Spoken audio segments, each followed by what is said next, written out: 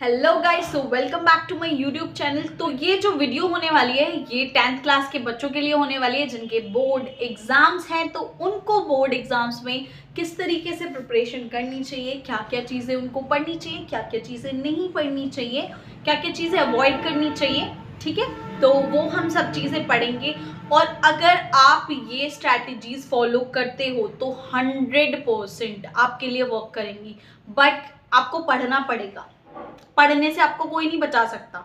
अगर कोई भी स्ट्रैटेजी बताता है और कोई आपको ये कहता है कि बिना पढ़े आपके मार्क्स आ जाएंगे तो वो गलत कहता है।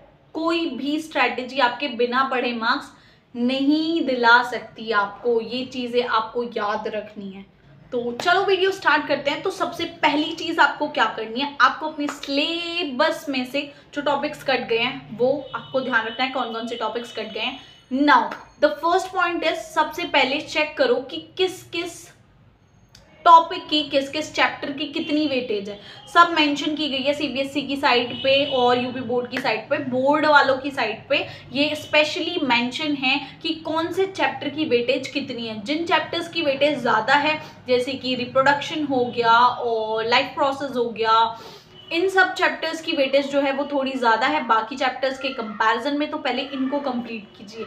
अगर आप सबसे पहले पता है क्या करते हैं, जो बच्चे पढ़ने में एवरेज हैं या फिर बिलो द एवरेज हैं, तो सबसे पहले उन बच्चों को क्या करना चाहिए, अपने पास होने का कुछ ऐसा करना चाहिए कि पासिंग लाइक मार्क्स तो एटलीस्ट वो क्लियर कर ले, उसके बाद आगे की चीजें देखें। तो सबसे पहले आपको क्या करना है, एनसीईआरटी में जितनी भी क्वेश्चंस आपको मेंशन है एक्सरसाइज में, एग्जाम्पलर्स में, वो सारे क्वेश्चंस आपको लर्न करने हैं। पहले आप उनको पढ़िए, उनके आंसर्स को समझिए और उसके बाद उनको लर्न कीजिए और लिख लिख कर देखिए। अगर आप वो आंसर्स प्रिपेयर कर लेते हैं ना, आई एश्योर्ड यू कि आपके 50% मार्क्स तो पक्के हैं, ठीक है।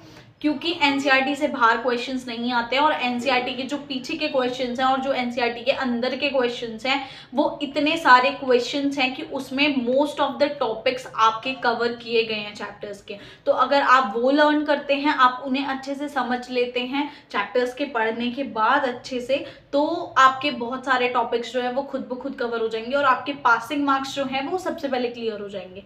नेक्स्ट चीज़ आती है कि अगर आपने ये चीज़, आपने चैप्टर्स अच्छे से पढ़ लिए और उसके बाद आपने एनसीईआरटी के क्वेश्चंस कर लिए, एग्जाम्पलर कर लिए, लिख लिख के प्रैक्टिस कर ली। नाउ द क्वेश्चन इज, अब आपको टॉपर्स वाली तैयारी कैसे करनी है। तो आपको क्या करना है, आपको लास्ट 5 ईयर्स के क्वेश्चन उठाने हैं और आपको उनको सॉल्व करना शुरू करना है। आपको देखना है कि कितने क्वेश्चंस आप सॉल्व कर पा रहे हो और कितने क्वेश्चंस आप सॉल्व नहीं कर पा रहे हो, ठीक है।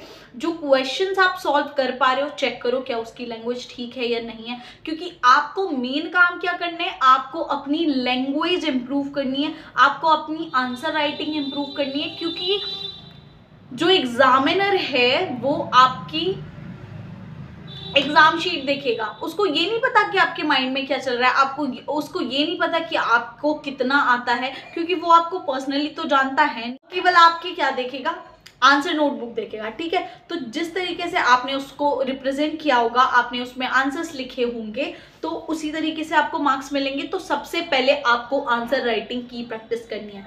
तो ये हमारा तीसरा पॉइंट हो गया कि आंसर राइटिंग की प्रैक्टिस करनी है। चौथा, आप जो उस नोटबुक में लिखोगे ना वो उसको रिप्रेजेंटेबल बनाना है। आपको लाइंस वगैरह खींचनी होंगी, आप चाहो तो खींच सकते हो, उससे और प्रेजेंटेबल लगता है, ठीक है।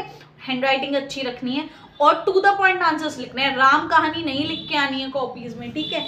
ये कोई सीसीएस यूनिवर्सिटी की ग्रेजुएशन की नोटबुक नहीं है कि आपको पूरी भरनी है, वो नहीं।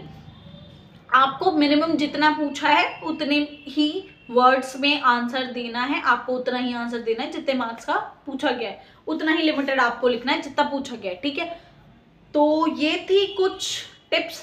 और अगर आपको कोई टॉपिक समझ नहीं आ रहा है, आपको कोई क्वेश्चन समझ नहीं आ रहा है, आपको किसी क्वेश्चन का आंसर चाहिए या आपको किसी चैप्टर के 5 इयर्स के क्वेश्चंस चाहिए, तो मेरी वीडियो के नीचे ढेर सारे कमेंट कीजिए। और अगर एक भी बच्चे का कमेंट आता है ना तो मैं उसको इग्नोर नहीं करती हूँ। अगर एक भी बच्चे का कमेंट आता है तो मैं उसको प्रोवाइड करूँगी चीज़ें। और आपके अगर इस वीडियो पे कमेंट आते हैं तो मैं नेक्स्ट वीडियो में ही उनकी पीडीएफ्स अपलोड कर दूंगी, तो आप वहाँ से ले सकते हैं। और अगर आपका एग्ज़ाम से रिलेटेड या फिर और कोई क्वेश्चन है तो आप कमेंट सेक्शन में पूछ सकते हैं, और वीडियो अच्छी लगी हो तो प्लीज़ लाइक करके जाइएगा और चैनल को सब्सक्राइब करके जाइएगा। Thank you.